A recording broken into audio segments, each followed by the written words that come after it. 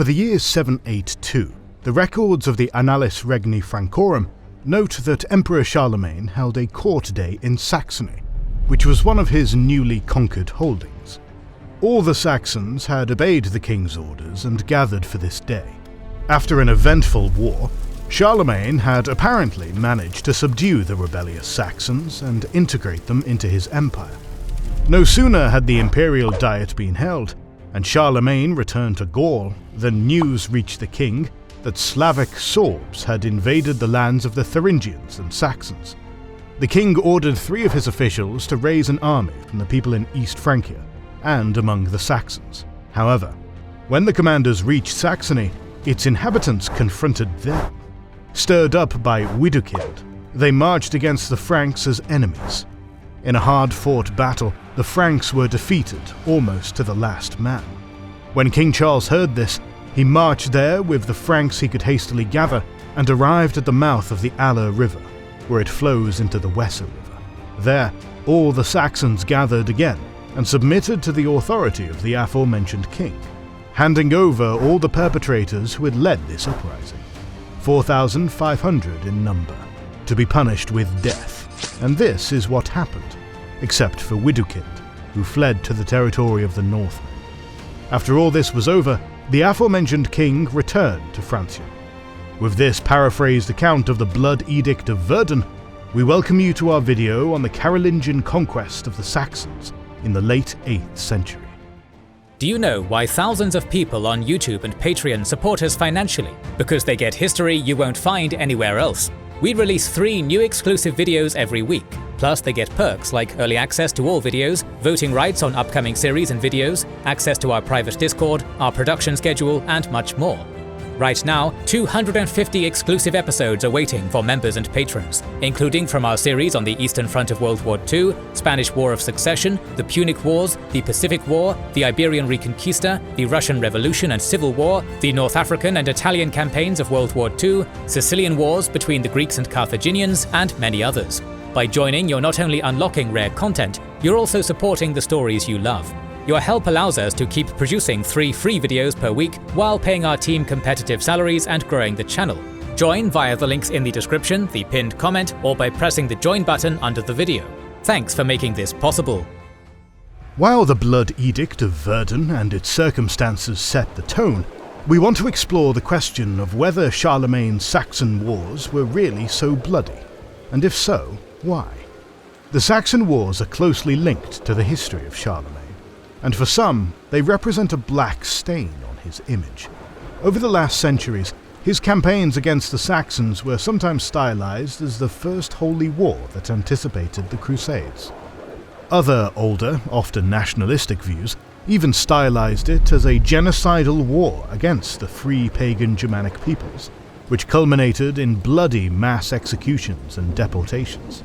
Our goal is to present a version of Charlemagne's Saxon Wars that is somewhat in between these extremes, showcasing who Charlemagne's stubborn pagan enemies were, how closely intertwined political and religious goals were, and that the conflict was not as clear-cut between Christian Franks and pagan Saxons as it is sometimes depicted. Although Charlemagne had been king of parts of the Frankish Empire since 768, his tense relationship with his brother Carloman initially prevented him from expanding into Saxony. It was only after Carloman's sudden death in 771 that Charlemagne began the long subjugation of the Saxons. According to Charlemagne's advisor and biographer Einhard, the war broke out because the Franks had converted to Latin Christianity, while the Saxons were pagans. Due to the unclear border between the Saxons and the Franks, bloody conflicts arose repeatedly, while murder and robbery were commonplace.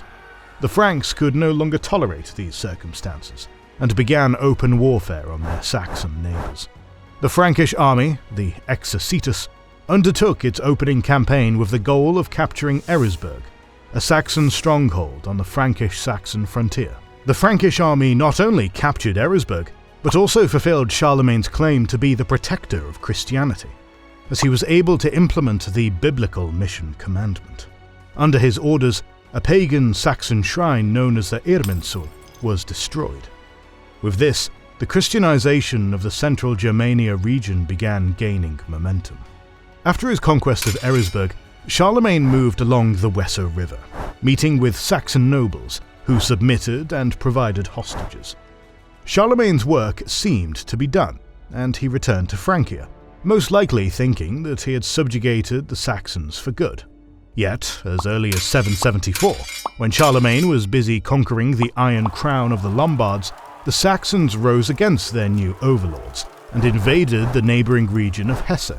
A fierce and intense conflict broke out, which flared up repeatedly over 32 years until 804, and at times posed a considerable threat to Charlemagne's rule. A pattern emerged in the fighting. Whenever Charlemagne pursued other military actions and his forces were tied up elsewhere, factions within the Saxon people always rose against his rule. During these rebellions, the Saxons attacked places under Frankish rule in Saxony or neighbouring areas, and took action against the newly built military fortifications and their local governors. In response, Charlemagne suppressed the uprisings by sending troops into the region, or by leading armies there himself. Although there were repeated battles and sieges, the sources suggest that the Saxons attempted to avoid open combat. Once the Saxons were defeated, parts of their leadership appeared and submitted to Charlemagne. The Franks took hostages, carried out mass baptisms, and a deceptive calm would return to the land, only to be interrupted by the flames of rebellion as soon as Charlemagne's attention turned elsewhere. To explain this pattern of the Saxon Wars, we need to examine Charlemagne's opponents. The Saxons are commonly understood to be Germanic gentes, meaning a collective term for various Germanic-speaking groups under one name. One must be careful with the name Saxon. Over many centuries, from the end of ancient times to the High Middle Ages, this group did not develop in a steady way. Instead, the name was used by outsiders for different changing groups in the region, or it was taken on by the people living there. The land that historians consider to be Saxony stretched roughly from what is now the Western Netherlands to the River Elbe, encompassing much of what is now Lower Germany, bordering the Thuringians to the southeast and the Franks to the southwest. Within the Saxon settled area, the region can be subdivided into Westphalia, Eastphalia, and Angria, each of which was home to a myriad of different Saxon groupings. The Anglo-Saxon clergyman Bede tells us about the structures of the Saxons before their integration into the Frankish Empire. He explains that the various Saxon factions did not have a king, but rather lived under many influential figures, whom he referred to as satraps, who ruled over the different Saxon groups. Only in times of war were one of these satraps chosen by lot to serve as a supreme war leader for the duration of the conflict. This short passage, along with passages taken from Tacitus's Germania, led some 19th century scholars to portray the Saxons as a tribal republic. Today, it is assumed that Bede used the word satraps to express that the Saxons did not form a closed political unit, but comprised a quite high number of different groups, none of which could attain a position of dominance over the others. In the 840s, the layman chronicler Nithard reported that the social structure of Saxon society was divided into edilingui, freelingui, and lazzi, referring to nobles, freemen, and semi-freemen. However, Nithard was writing after the Saxons had been fully conquered, and his knowledge of their culture was likely incomplete, rendering his account somewhat limited. There was a long-held assumption that all Saxon satraps gathered for a general assembly at a place called Markla, with a fixed retinue of 36 men. This must also be relegated to the realm of legend. The hagiographic story in which it is transmitted dates to at least 840, or perhaps even to the early 10th century. However, we do know that Charlemagne generally forbade the Saxons from holding assemblies, which suggests that individual Saxon groups did, in fact, hold local political gatherings. Thus, it can be assumed that the political leaders of various Saxon groups also came together to tackle problems and entering alliances. Although surviving accounts of Saxon society are scarce, it is still safe to assume that the political upper strata of Saxon society ruled over the common freemen and slaves of their respective groupings. These groups formed ties with each other to achieve common goals in shifting alliances. However, what is most important to understand is that there was not one big Saxon tribe, but rather many different groups with varying aims and positions, all of which were labelled as Saxons in the sources. Essentially, there was no unified Saxony. It was due to the fact that the Saxons had no central authority and no single centre of power that the conflict against them was so prolonged. Charlemagne had quickly subdued the Lombards by defeating their king, Desiderius, and seizing his capital, Pavia. Yet, in the case of the Saxons, Charlemagne could not capture or kill a king, nor take a capital. When the famous Saxon leader Widukind finally surrendered and was baptized, with Charlemagne acting as his godfather, the change was minimal. Oaths, hostages, and acts of submission only bound part of the Saxon elites to Charlemagne at a time. The remaining elites were able to evade the king's control and to exert pressure on those who voluntarily, or by force, supported Charlemagne. Regarding the pagan religion of the Saxons, we know only a few details, largely due to the fact that the Christian Frankish chroniclers of the time held contempt for their so-called heathenry. Some references from the immediate transition period provide insights from a Christian Carolingian perspective. The capitularies decreed by Charlemagne contain penalties for prohibited practices, ranging from cannibalism to performing cult rituals at springs and groves. Unfortunately, only the headlines of these laws have survived. However, the missionary zeal of the Carolingians has also provided modern historians with a taste of the old Saxon language and a glimpse into the concept of Carolingian rule. A baptismal vow reads as follows: "And I renounce all the works and words of the devil, of Donar and Wotan and Saxnot, and all the evil spirits who are their companions. Do you believe in God, Almighty Father? Do you believe in Christ, God's Son?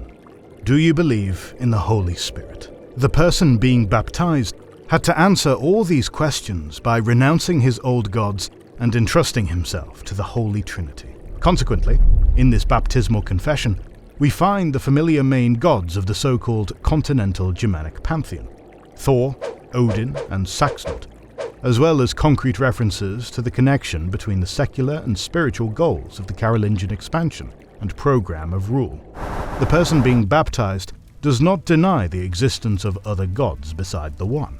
Rather, he was to publicly surrender himself to the protection of the Christian God.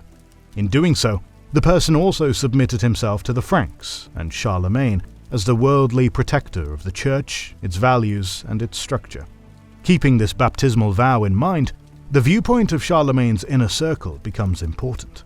For the Frankish elites, the Saxons were regarded for quite some time not only as part of the Frankish sphere of influence, but also as an integrated part of the Frankish Empire. In fact, the Franks and the Saxons had been entwined in a complicated relationship since long before the beginning of Charlemagne's invasions in 772. As early as the 6th century, the Frankish kings of the Merovingian dynasty began to expand their sphere of influence eastward into central Germany. According to the 6th century historian Gregory of Tours, who lived 2 centuries before Charlemagne's time, the Saxons of his era were placed under Frankish overlordship in a form of dependency. The relationship between the Franks and the Saxons was already tense at that time, with the Saxons repeatedly attempting to rid themselves of Frankish supremacy. Raids by the Saxons into Frankish territory are also mentioned throughout time by different sources, which provoked corresponding retaliation. Nevertheless, important Frankish nobles were also in close contact with Saxon families. In fact, Charlemagne's great-grandfather, Pippin the Middle, was born of a marriage to the Saxon noblewoman Bega, illustrating the long-standing ties between Frankish and Saxon elites, which existed long before Charlemagne was born, and even longer before he began his conquests of Saxony. It is also claimed that Pippin brought the Saxons back under Frankish rule after they had broken away from suzerainty during the period of weak Merovingian rule. It can be stated with some certainty that, since the reign of Charles Martel, Charlemagne's ancestors had undertaken military campaigns to Saxony with great regularity, attempting to subjugate the region. In a sense, Charlemagne was simply completing what his ancestors had begun, in their efforts to fully integrate the Saxons into the imperial system. To achieve this, the Saxons had to be Christianized. This religious conversion guaranteed their allegiance, made them full subjects of the king, and bound them to his command. Thus, during the Saxon Wars, Charlemagne regarded Saxony on multiple occasions as a subjugated land and people. He repeatedly established or occupied central locations in Saxony, and even named one of these locations after himself, Carlsberg. Imperial diets were held in Saxony on several occasions, to demonstrate the presence of his rule and to demonstrate Saxony as part of the empire. As we have seen earlier, the Saxon elites were repeatedly counted as part of the Exercitus, the Frankish army, and thus a politically active section of the population. A campaign against the Wiltzen in the year 789 is said to have been suggested as the aim of this year's war by Franks and Saxons alike. This joint military action demonstrated that parts of the Saxons were involved in furthering the Carolingian Empire's goals. Counts were installed as local authorities and judges. Bishops and priests were appointed, and the country was subjugated to ecclesiastical rule. One can say that before 772 there was no Saxony. However, Charlemagne constructed this entity to gain control over it. The historical record makes clear that parts of the Saxon elite were open to participating in the Carolingian imperial project, accepting both Charlemagne's rule and Christian faith. In an anonymous letter addressed to Charlemagne's heir, Louis the Pious, a Saxon man asks for the restoration of his possessions in Saxony, which he had bequeathed to his sons. These sons, Richard and Ricolf, had been Christians in Charlemagne's service when an uprising against Frankish rule broke out. Since they refused to oppose the Franks or to revert to their pagan roots, their property was plundered by rebellious Saxons. Ricolf was murdered as a Carolingian official, while Richard was able to flee to his parents-in-law. There he received instructions to leave the country, which meant that he and his family were forced to undergo resettlement at the king's order. Richard later died in exile. After the two brothers' death, their father requested the restitution of the now confiscated property for Richard's widow and a sister. Other cases like this are also known to us. However, not all of the Saxon elite submitted to the change and rules of Carolingian overlordship, and some, maybe, had good reasons for it. 3 letters from the scholar Alcuin, dating from the 790s, have been preserved, in which he criticizes the fact that taxes are being levied on the newly Christianized Saxons that even he would not be willing to pay if they were levied on him. The fact that the Saxons repeatedly deviated from this imperial program justified, at least for Charlemagne, the draconian measures taken against the Saxon elites, as exemplified by the resettlement of the elites or their massacre at Verden. From his point of view, the Saxons were oath-breakers, apostates, and rebels, and no Carolingian king needed a lecture on how to deal with rebels. Charlemagne's great-uncle, Carloman, is said to have put thousands of rebellious Alemannic nobles and their followers to the sword in the blood court of Cannstatt in 746. Karl Martel was said to have crossed the Rhine in 738 and massacred the Saxons before taking hostages and making them pay tribute. As for the Massacre of Verden, it is not clear how many people were killed, and it will never be clear how high the price in blood during the Saxon Wars was. But we know that it was high, and, to a certain degree, unusual. We can assume that Charlemagne viewed it as a personal struggle, as the near-official sources attempt to downplay his losses and setbacks. He began by indiscriminately punishing the Saxon elites, including some of his supporters, as he was initially unable to force the internally divided Saxon elites to accept Frankish rule. The resettlements and massacres were probably intended to uproot the Saxon elite and facilitate control over the region. However, such actions, together with other demands, repeatedly generated renewed discontent and rebellions. In spite of this, Charlemagne's indiscriminate brutality allowed him to prevail in the long run. Outside of Francia, some voices considered Charlemagne's actions to be excessive. In Northumbria, there is an entry into the annals stating that it is believed that Charles ravaged Saxony with fire and sword because he had gone mad. In conclusion, were the Saxon Wars an early holy war against a pagan people? We are inclined to answer this question with a no. Although the mission of the Saxons played an important role in Charlemagne's ambitions, this was embedded in his ideas of rule and power, and was not an end in and of itself. At the same time, the Saxons were not a unified people who clung to their paganism for the sake of their own freedom. The various Saxon groups were probably concerned with their own interests. Some of them viewed these interests as outside the terms of integration into the Carolingian Empire, and most likely sought to maintain their position outside this power structure. There is no doubt that their pagan faith played a significant role in this, but we know too little about those who opposed Charlemagne. What we can say for certain, however, is that Charlemagne increasingly escalated the war against the Saxons, resorting to measures that were not unheard of but still unusually brutal even for his contemporaries. However, in doing so, he only partially departed from the Carolingian approach to dealing with rebels. More videos on medieval German history are on the way, so make sure you're subscribed and have pressed the bell button to see them. Please consider liking, subscribing, commenting and sharing. It helps immensely. Our patrons and YouTube members can watch more than 200 exclusive videos. Join their ranks via the link in the description or by pressing the join button under the video. To watch these weekly videos, learn about our schedule, get early access to our videos, access our private Discord, and much more. This is the Kings and Generals channel, and we'll catch you on the next one.